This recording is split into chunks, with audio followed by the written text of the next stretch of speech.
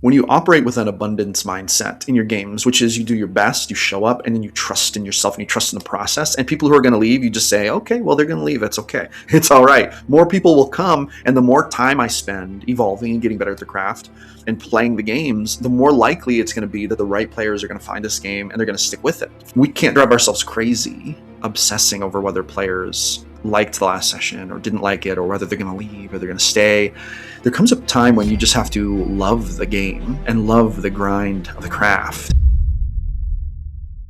Hello friends, welcome back to GM Philosophy in the Morning. I'm the GM Philosopher. Today I want to touch on something that I've been thinking about recently that I think is helpful for game masters to hear. And that is that the truth is some sessions are going to be better than others. And that actually matters for a number of reasons. And I want to talk about why. So the other day I ran some sessions and, I'll be honest, like the week before, the previous week, the session in this particular group felt, pretty good. The week before that, the session had felt like a banger, like awesome, just like one of those sessions you play and it's just like, oh, this was so good. I can feel it. Like this was a great session. Everyone seemed to feel good about it, right? So there was that great session. And then we had a session that was like, okay. And to me, I thought, okay, like we went through some like functional stuff this session, but I want to go back to making the next session a banger. I'm going to like plan to do spotlight control in this kind of way. And I'm going to introduce these elements and make sure that everyone gets, to do the forwarding of their plot arcs, etc. And then that session came and like, obviously I tried very hard. However, the truth is it still felt a little bit, it was like fine. It was good. I feel like it went pretty well, but it wasn't a banger. Despite the fact that I had done so much thinking, and I actually spent more time prepping for this session than for most sessions, because I thought to myself, I want to run a banger of a session. And I prepped, and I got it ready. And the prep helped. I think the prep took what might have been a slow, grindy session, just because kind of the way it was like a split party session and stuff. It turned what might have been a grindy kind of session into actually a pretty good session on my part. The players did great. But obviously, my role in that is to facilitate all of the in-between things, to give the scene its structure from a sort of managerial point of view. The player characters, when they come into the scene, it's their job to carry the spotlight, to push the narrative forward for their characters. However, they need good setup by the GM to do this. They need good world building by the GM to do this. They need good NPC interactions that don't steal the spotlight, but that add and give arc information and give choices and give transition and change, right? So there are a lot of ingredients that went well in that last session. However, it is also true that it didn't feel like a banger. And I actually checked in with one of the players and they said, it was pretty good, but, a little rough.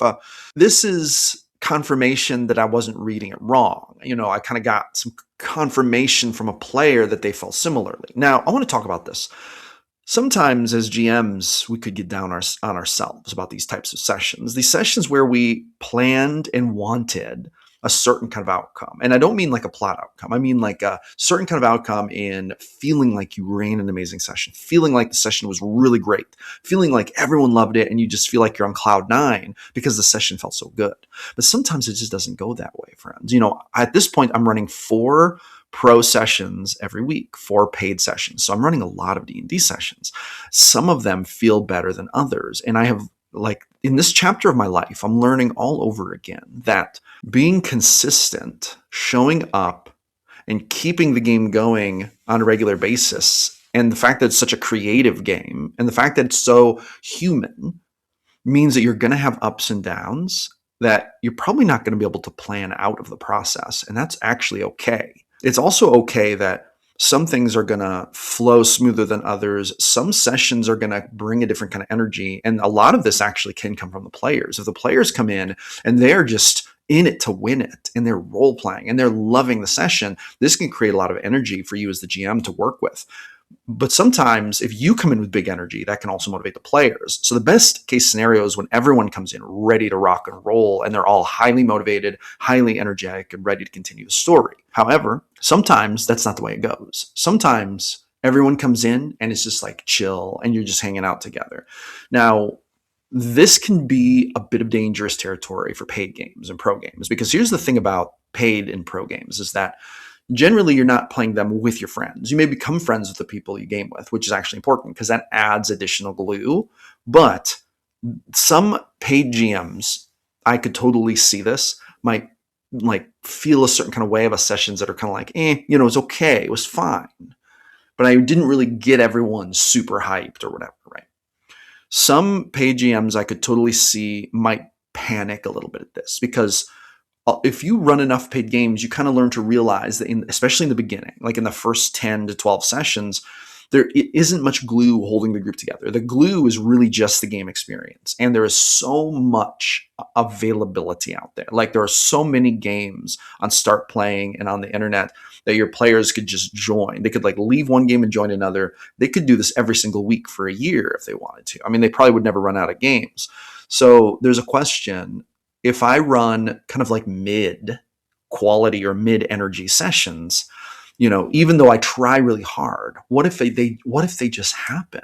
Am I going to lose players because of this? If you're running free games for your friends or family at your physical table, there is much less danger of this. You might have a different set of concerns. You might be thinking to yourself, well, what if I run like a mid session? It's like, okay, it's not fantastic. I tried really hard. We couldn't get it to really pop. It just felt like a chill session the whole time. Does this mean I'm doing a bad job? Does this mean that my table is going to fall apart? That my friends are going to not want to play with me? Does it mean I need to be doing better in the future? So there are things that can increase session energy. Introducing storyline elements or moments that really hype everyone up can be a thing. Making sure that you're switching spotlight time fast enough can be a thing. But it's also really true to understand, it's also really true that you need to understand that when you're running paid games, there is just going to be a level of risk to that. And if players leave your game because you had to kind of like you prepared well, you did your best, but the session was still kind of this is to a point not something you can really prevent. There are maybe some things you can do to help prevent this. Like, for example, you could have in-game arcs going that are keeping them interested. You can have like systems to make sure that they are getting to run the kind of game they want to, run the kind of character they want to. So letting them run exactly what kind of character and class they want to run obviously will add investment. Pointing them toward a future for their character that is like they envision, where they can envision actually leveling this character up and actually getting their character to like those high levels and being able to do the kinds of things they want to do. Like players who have a lot of faith in that future and they could see it being fun getting there, I mean, they're going to have more glue for the game. But what you're missing in a paid game is like friendship glue, at least in the beginning. You're missing the convenience glue. Some people want to play with a particular game master because it's like free, it's convenient. It's like, why change? It'd be a lot. And plus, if my friends are here, then that's also incentive. It would take a lot for me to change games, but in a paid game, it's really just the quality of the game, right? So yes, it is true that if you run some of these sessions, you may have players leave. If you run kind of an session and then you have free players, yeah, they may get a little bored. They maybe have gotten bored. Maybe they lost a tiny bit of energy for the story, whatever. Okay, these things are going to happen. But what I'm really trying to say is these consequences shouldn't be consequences that terrify us. And these types of game sessions are not the types of game sessions that should terrify us. Instead, it's important to remember that not every single session can be a high energy banger. That could come with its own kind of fatigue. Plus, there has to be some kind of setup for big moments. And if you're only playing with that group 4 hours a week, there are going to have to be some sessions that are more chill on the in-between big hype moments. Now, it is true that we probably want to tend more toward higher energy more often, right? So big hypey moments more often. This is probably going to keep your players more engaged longer and will help you in those downtimes to still keep things kind of hypey, have things going on, have conflict on every page, as Stephen King points out. However, I do want to caution that pushing too hard like that can leave its own kind of fatigue on players. Sometimes the chill in between sessions are needed for the players who have no intention of leaving. You can kind of exhaust those players like that when you're doing it out of a spirit of trying to keep the iffy players from leaving. So here's what I'm really talking about today. We want to have an abundance mindset about our games in this respect. We want to have an abundance mindset about running the kinds of games that feel natural and being okay with kind of the downtime, those quieter moments, the slower moments. This isn't a blockbuster movie. This isn't some show we're trying to sell on Netflix. This is a game we're playing that is also ephemeral intellectual art that is living in the minds of the humans sitting around the table. And when you learn to be okay with some human slowness, some human downtime, some human chill, and you learn to not be afraid that the hyper player, like they're not going to be able to sit through it and then they're going to get bored and the next session they're going to leave, you cannot let yourself be held hostage by that fear, especially if you're running a paid game. This is incredibly important. And maybe this video is more for paid DMs or for DMs who are trying to run more immersive games. They want to keep players engaged. They want to keep players from leaving, that kind of thing. When you operate with an abundance mindset in your games, which is you do your best, you show up, and then you trust in yourself and you trust in the process. And people who are going to leave, you just say, okay, well, they're going to leave. It's okay. It's all right. More people will come. And the more time I spend evolving and getting better at their craft, and playing the games, the more likely it's going to be that the right players are going to find this game and they're going to stick with it for a very long time, maybe even to the end of the campaign. However, it's also, I would say, growing increasingly unrealistic to expect that all players are going to stay for the whole campaign, because we do live in a very fast-paced world with lots of things going on, and lots of things can come in to disrupt that. So we can't drive ourselves crazy obsessing over whether players liked the last session or didn't like it, or whether they're going to leave or they're going to stay.